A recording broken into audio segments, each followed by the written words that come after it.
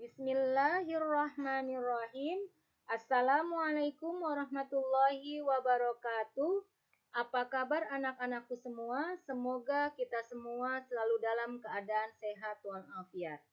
Hari ini kita akan belajar muatan IPS KD 3.1 dan 4.1.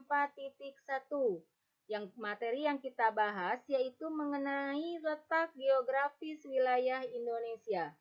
Submateri yang akan kita bahas mengenai karakteristik geografis Indonesia dalam peta dan pengaruh kondisi geografis Indonesia sebagai negara maritim dalam bidang budaya dan transportasi. Dengan mempelajari submateri ini, diharapkan kalian mengetahui kondisi geografis Indonesia dalam peta berupa kenampakan alam, flora dan juga fauna, serta pengaruh kondisi geografis Indonesia sebagai negara maritim dalam bidang budaya dan transportasi. Karakteristik geografis Indonesia dalam peta.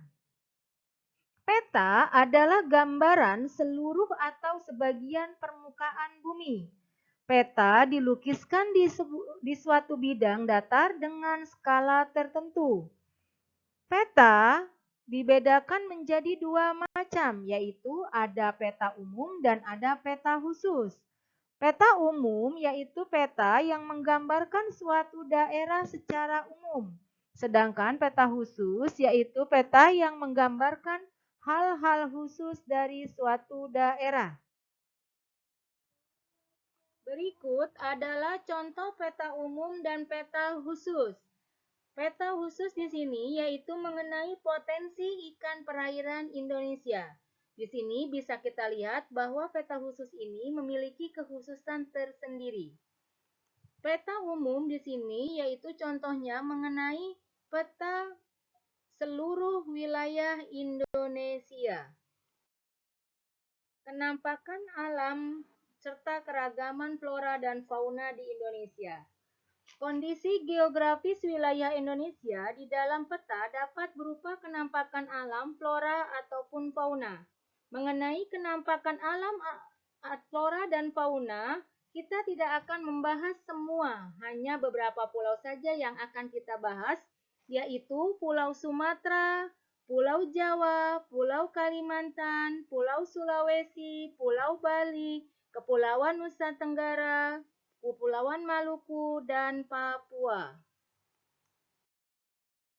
Baik, yang pertama yaitu Pulau Sumatera.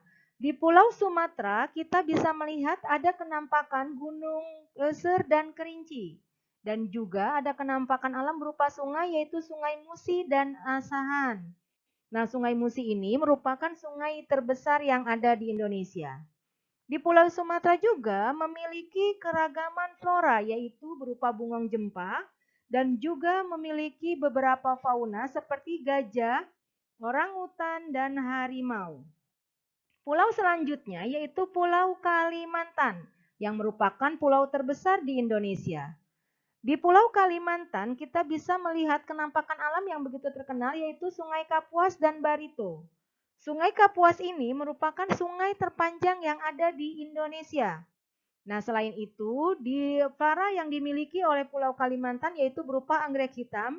Nah, untuk faunanya yaitu yang terdapat di Pulau Kalimantan yaitu orangutan, pesut, owa, dan bekantan. Bergeser ke pulau selanjutnya yaitu Pulau Jawa. Pulau Jawa memiliki kenampakan alam berupa Gunung Semeru dan Gunung Merapi, Sungai Bengawan Solo dan Sungai Citarum, dan juga memiliki keragaman flora yaitu berupa salak condet dan gandaria, dan memiliki fauna banteng dan ayam bekisar. Selanjutnya yaitu Pulau Sulawesi. Di Pulau Sulawesi itu kita bisa mengetahui kenampakan alam berupa Sungai Poso dan juga floranya kayu eboni dan damar serta beberapa fauna seperti maleo, kuskus, dan anoa. Kepulauan selanjutnya yaitu Kepulauan Nusa Tenggara.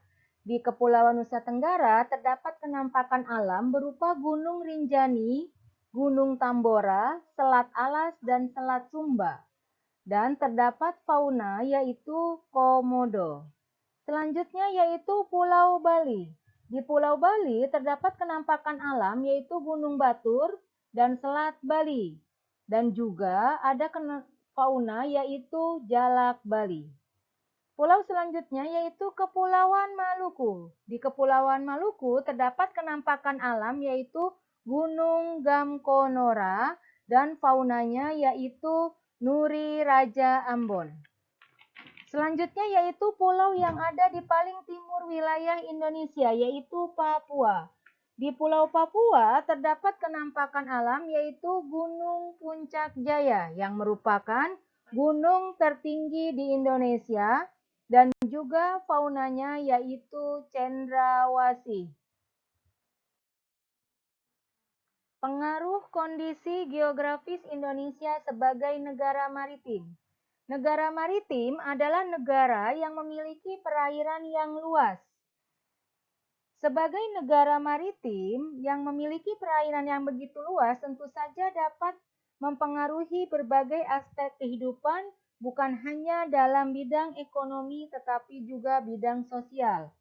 Dalam bidang ekonomi, luasnya perairan di Indonesia berpengaruh pada pencaharian masyarakatnya. Masyarakat yang tinggal di daerah pesisir biasanya memiliki mata pencarian sebagai nelayan, petani garam, petani kelapa, pembudidaya mutiara, pedagang, atau pemandu wisata.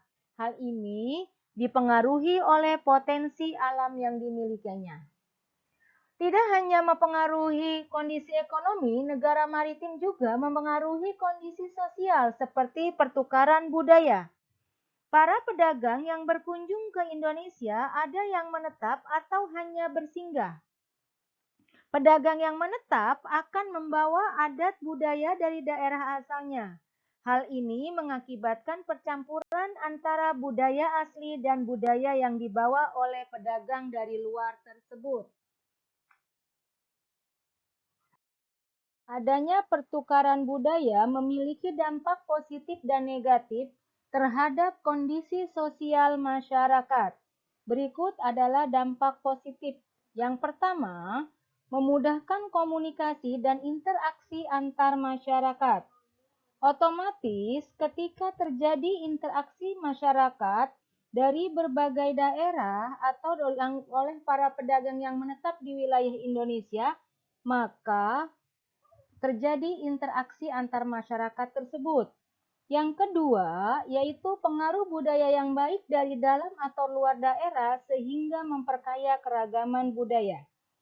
Apabila ada budaya baik yang dibawa oleh para pedagang tersebut, bisa saja itu dikembangkan oleh masyarakat sekitar sehingga membentuk budaya baru dan itu akan memperkaya budaya bangsa. Dampak negatif. Yang pertama, hilangnya budaya asli karena tergerus oleh budaya luar. Karena adanya budaya luar yang masuk dan kurang tersaring dengan baik, dapat menimbulkan hilangnya budaya asli. Yang kedua, munculnya budaya-budaya baru yang belum tentu sesuai dengan budaya setempat. Adanya interaksi masyarakat yang menimbulkan budaya baru bisa saja membuat budaya tersebut tidak sesuai dengan budaya masyarakat setempat. Pengaruh kondisi geografis Indonesia terhadap budaya dan alat transportasi. Kondisi geografis wilayah Indonesia yang memiliki banyak pulau dan masing-masing pulau tersebut memiliki adat istiadat atau kebiasaan yang berbeda antara pulau yang satu dengan pulau yang lain, sehingga dapat menimbulkan budaya yang berbeda-beda dan itu akan menjadi kekayaan budaya yang dimiliki oleh negara kita.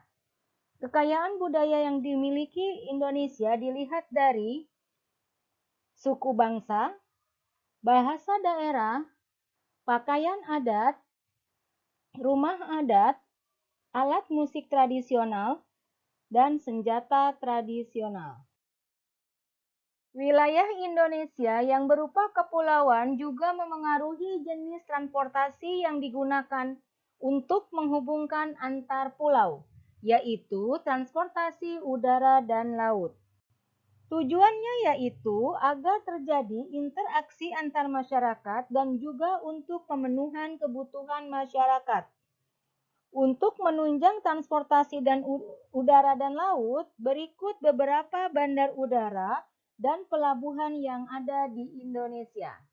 Beberapa bandar udara yang terkenal antara lain Sultan Iskandar Muda di Aceh, Adi Sucipto di Yogyakarta, Soekarno-Hatta di Banten, Ngurah Rai di Bali, dan Bandar Udara Sentani di Papua.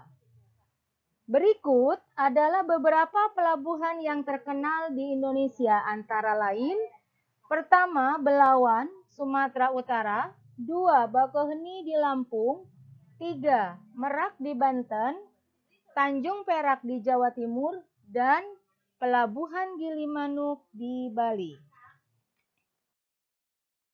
Demikianlah pembelajaran kita hari ini. Mudah-mudahan apa yang disampaikan dapat kalian pahami.